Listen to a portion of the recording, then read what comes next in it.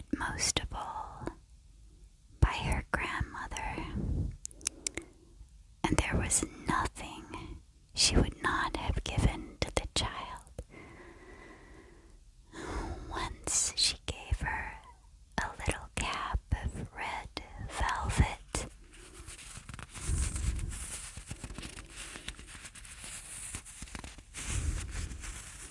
Which suited her so well that she would never wear anything else. So she was always called Little Red Riding Hood.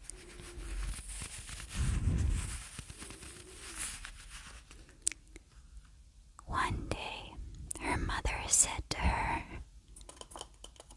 "Come, Little Red Riding Hood, here is a piece of cake and a bottle of wine. Take them to your grandmother. She is ill and weak, and they will do her good. Set out before it gets hot. And when you are going, walk nicely and quietly, and do not run off the path, or you may fall and break the bottle, and then your grandmother will get nothing.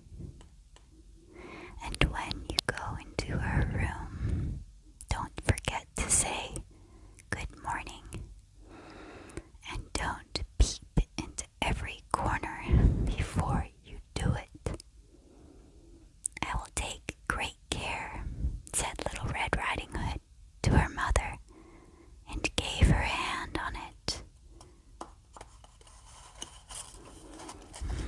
The grandmother lived out in the wood, half a league from the village, and just as Little Red Riding Hood entered the wood, a wolf met her. Little Red Riding Hood did not know what a wicked creature he was, and was not at all afraid of him.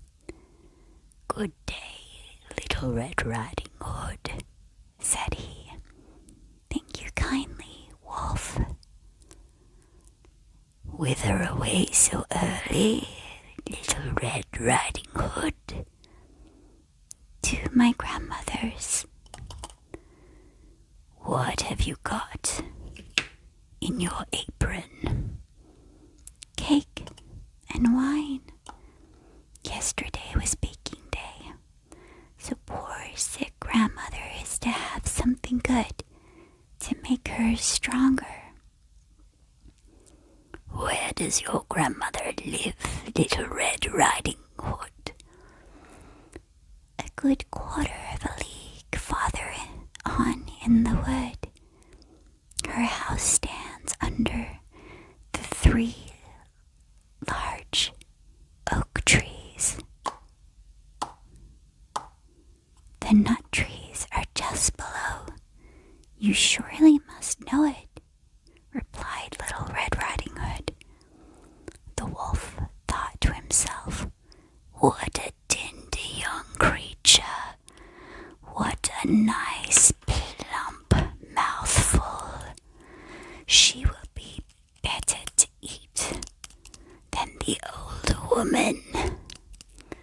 I must act craftily so as to catch both." So he walked for a short time by the side of Little Red Riding Hood, and then he said, "See, Little Red Riding Hood, how pretty the flowers are about here. Why do you not look around? I believe, too, that you do not hear how sweetly the little birds are singing.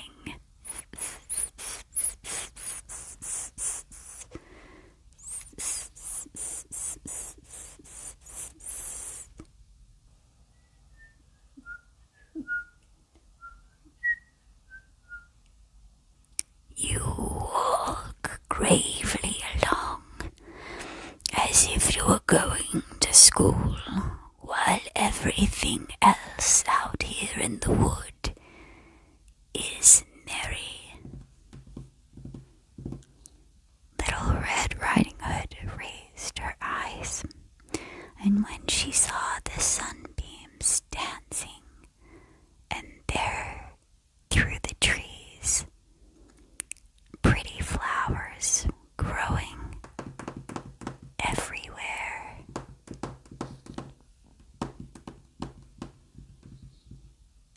she thought, I suppose I take Grandmother a fresh nosegay.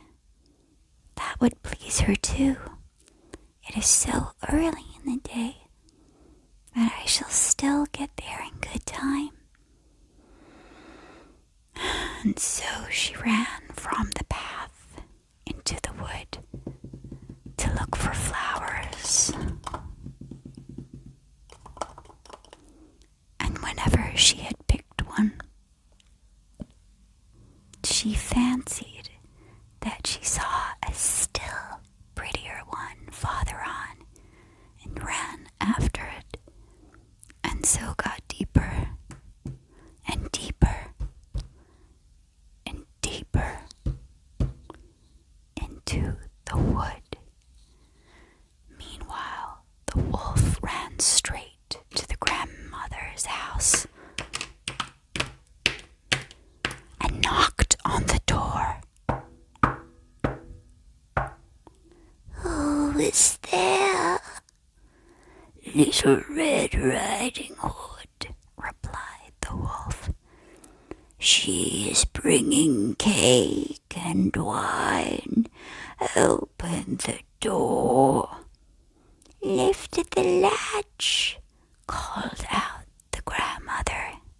I am too weak and cannot get up. The wolf lifted the latch.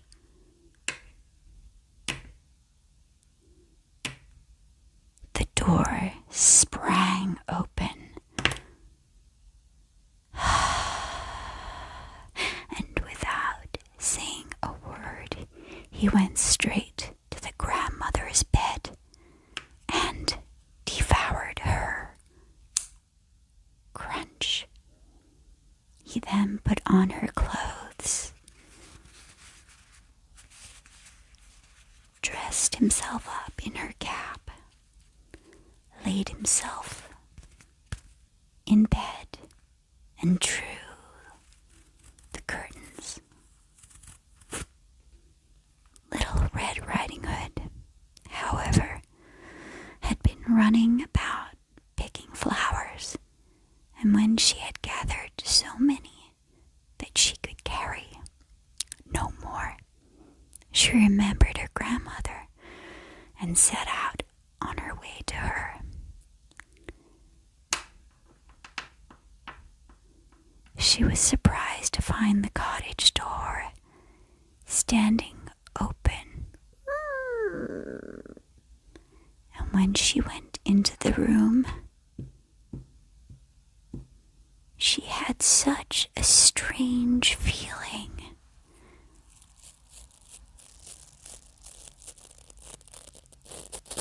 That she said to herself, "Oh dear, how uneasy I feel today.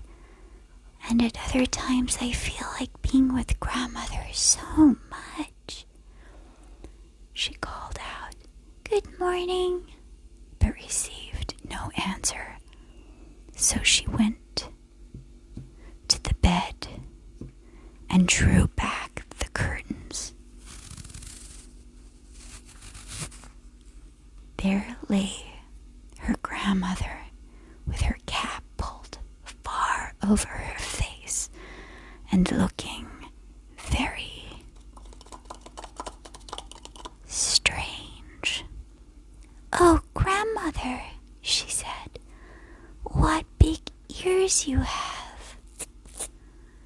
"The better to hear you with, my child," was the reply. "But Grandmother, what big eyes you have," she said. the better to see you with, my dear.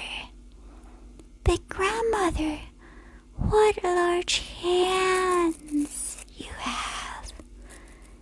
The better to hug you with. Oh, but grandmother, what a terrible big mouth you have. All the better to eat you with.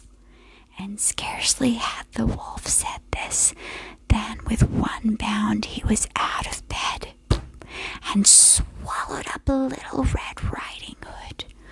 Crunch! When the wolf had appeased his appetite, he lay down again in the bed and fell asleep.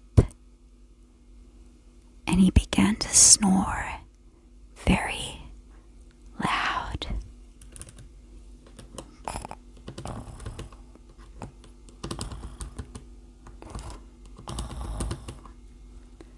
The huntsman was passing the house and thought to himself, how the old woman is snoring. I must see if she wants anything. So he went into the room. And when he came to the bed, he saw that the wolf was lying in it. Do I find you here, you old sinner? Said he. I have long sought you. And just as he was going to fire at him, it occurred to him that the wolf might have devoured the grandmother, and that she might still be saved. So he did not fire, but took a pair of scissors and began to cut open the stomach of the sleeping wolf. When he had made 2 snips, he saw Little Red Riding Hood shining.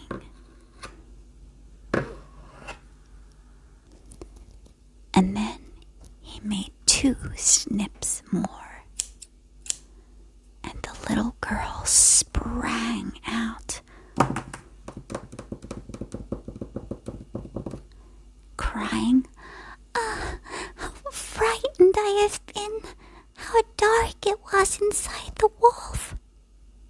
And after that, the aged grandmother came out alive also, but scarcely able to breathe. Little Red Riding Hood, however, quickly fetched great stones, with which they filled the wolf's belly. And when he awoke, he wanted to run away, but the stones were so heavy that he collapsed at once and fell dead. Then all 3 were delighted. The huntsman drew off the wolf's skin and went home with it. The grandmother ate the cake and drank the wine, glug, glug, glug, glug, glug, which Little Red Riding Hood had brought, and revived. But Little Red Riding Hood thought to herself, as long as I live, I will never by myself leave the path, run into the wood when my mother has forbidden me to do so. It is also related that once Little Red Riding Hood was again taking cakes to the old grandmother, another wolf spoke to her and tried to entice her from the path. Little Red Riding Hood, however, was on her guard and went straight forward on her way and told her grandmother that she had met the wolf and that he had said good morning to her, but with such a wicked look in his eyes that if they had not been on the public road, she was certain he would have eaten her up. Well, said the grandmother, we will shut the door that he may not come in. Soon afterwards, the wolf knocked and cried, Open the door, grandmother. I am Little Red Riding Hood, and I am bringing you some cakes. But they did not speak or open the door. So the gray beard stole twice or thrice around the house, and at last jumped on the roof, intending to wait until Little Red Riding Hood went home in the evening, and then to steal after her and devour her in the darkness. Crunch. But the grandmother saw what was in his thoughts. In front of the house was a great stone trough. So she said to the child, Take the pail, Little Red Riding Hood. I made some sausages yesterday, so carry the water in which I boiled them to the trough. Little Red Riding Hood carried until the great trough was quite full. Then the smell of sausages reached the wolf.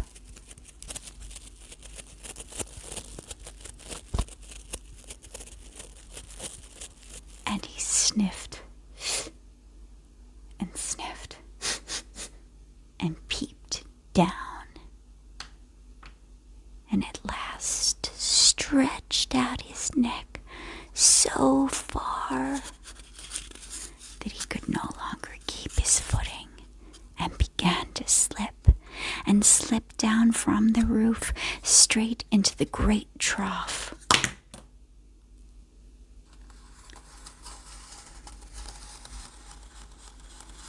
And was drowned. The Little Red Riding Hood went joyously home, and no one ever did anything to harm her again. And that is the tale of Little Red Riding Hood. I hope you have enjoyed your bedtime story. I hope it wasn't too exciting or scary for you. And I will see you again soon with another story, perhaps from Brothers Grimm, or maybe Hans Christian Andersen, or maybe someone else. If you have a story you would like to hear, please comment below and let me know. I want to read you what you want to hear, but I'll do it my way.